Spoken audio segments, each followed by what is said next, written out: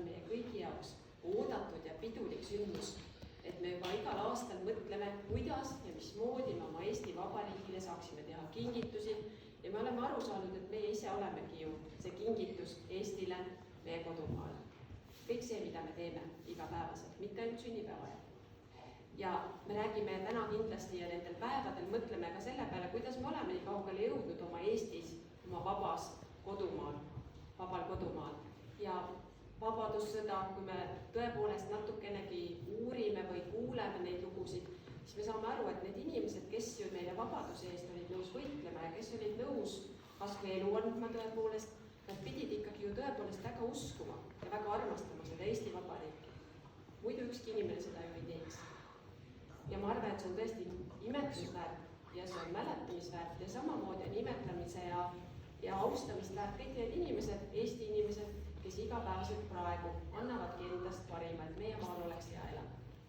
Kui mina olin teie vanune, siis ei olnud Eesti Vabariik vaba ja minul ei olnud võimalik kunagi tunda seda tunnet, mida me praegu Eesti Vabariigi sünnipäeval kõik koos tunneme.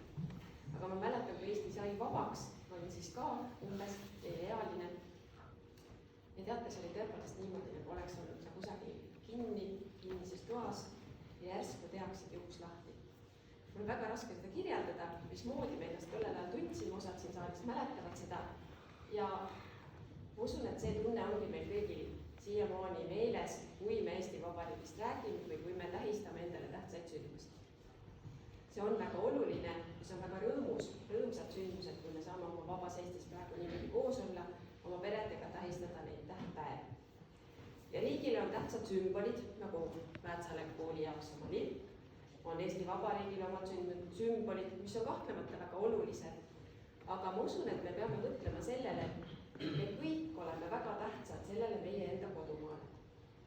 Kui ei oleks sind ega teid kõiki, siis ei oleks üldse seesama riik ega seesama meie Eesti ega meie kodumaa.